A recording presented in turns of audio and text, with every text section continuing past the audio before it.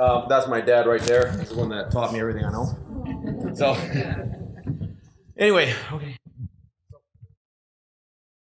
My name is Rick Klemm, as you know, and I love drums. I love to play them. I love to build them. I love to talk about them. And I just love sitting and looking at them. They're just... A few years ago, I was in the market to buy a nice high-quality drum set. So I went to the local big box multinational company bulk buyer of musical instruments, I'm not going to name, to check out some new possible drum sets. And here's what I saw. Junk. Made from an overseas factory. There's no life, no uniqueness, and there's nothing special about it, and they sound terrible. It hit me that if I wanted to get a high-quality drum set, I'd have to spend in excess of about $5,000. So I started to think, and with thinking comes consequences. I started dreaming of a drum set that was unique, that no one else had. Now, normally I purchase my finished lumber, but instead I'll show you how it's really made from scratch, starting with a cherry tree log that fell down in my neighbor's yard. So first thing I do is I borrowed my friend's really, really big bandsaw out at BCIT, and I sliced it into sections. That bandsaw is just a monster. It's always thrilling when you open up a piece of wood because you don't know what you're going to get. It's like having a Christmas present, and you don't know what it is. And you open up, especially with cherry, and you slice it open, and there it is.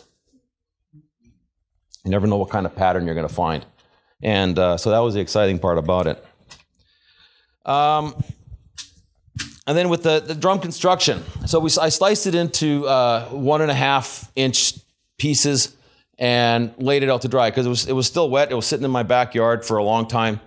But I kind of made the mistake of I didn't paint the ends on it. So a lot of it cracked up from here to down here. So I only had a small section to be able to use. So here I sliced it into the right width pieces. Each drum is made out of, it's a stave construction, like a stave barrel, and the pieces are glued together. And there are 20 pieces in each drum, and cut at 9 degrees. and here they are, ready to be glued together. And what I do is I try to match up the grains as much as possible. And it's easy when it all comes from the same tree, the same log, so you can get some really beautiful grain patterns, and you can make up some nice grain patterns too. And so a lot of the wood was wasted. Now here it is, it's all glued up. And I also built a boat, and that's how I got to know Craig. I used PL Premium polyurethane glue. That is a godsend. It's the Rolls-Royce of off-the-shelf glues. It can handle anything. And it just uses regular hose clamps. And then we got a final finish on there. And after the bearing edge is cut, and I just use a water-based brush-on polyurethane finish.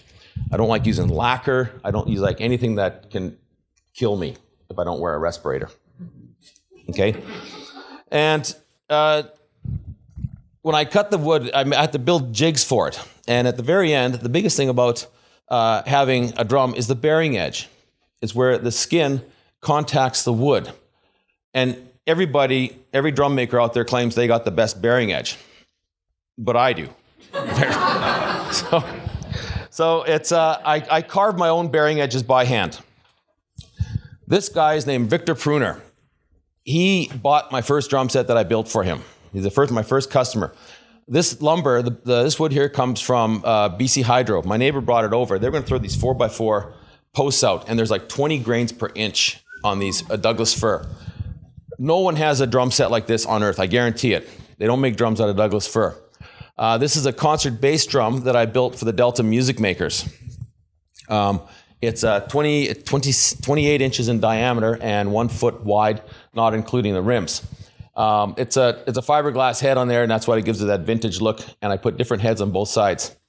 This one here is that cherry drum that I built, and I started experimenting with wooden rims. So this is the North American cherry, and the rims are made out of Brazilian cherry. So they're a little bit harder, and playing with wooden rims as opposed to steel rims, if you're playing in a rock band, steel rims are great. But, and continuing, this one here is also made out of Brazilian cherry. And I went to a young fella who was just 19 years old, which really, really impressed me. I'm like that guy in Harry Potter, Mr. Ollivander, who makes the wands. I remember every drum I make. So he bought this one, and he had it specifically made to a certain size. It was the second one, because the first one I dropped. Her name is Ann Cumpston, and she's about 77, 78 years old. She plays percussion with me and the Delta Music Makers, and she bought a solid wood oak drum set, and she also plays in a senior citizen swing band. And she's an inspiration. So I even had her little logo, like, remember when Buddy Rich used to play the BR there? This young fellow bought a solid walnut drum set. He's 15 years old, very talented, Josh Bogart. Look him up. He's a singer, songwriter, plays everything. That snare drum placed 7th out of 25 drums at the Snare Drum Olympics down in Nashville, Tennessee. It beat out Pearl drums, which was really great. This particular set here is made out of African mahogany, one of the lighters, the softer of the harder woods, a little bit softer than South American mahogany, more open grain. Beautiful, rich tone to it, very vintage sounding. They're not very loud, relative to what drums are loud, but this is a cherry drum set, and it didn't look like that when I just put a finish on it, because I'm with Craig, let the wood look the way it looks. As it darkens, there's a fancy word for that, I can't remember what it's called, but it darkens over time, and it just gets more and more beautiful, and it also has a brushed-on polyurethane look to it, which is not very difficult to put on. And this here is my Excalibur. This is a solid walnut drum set with brass hardware and Brazilian cherry hoops. It's a 6.5-inch deep one, and I love it. I don't let anybody play it unless they want to buy it. But they can try it out if they want to. But it sits up on the shelf with lights on it. So thank you very much.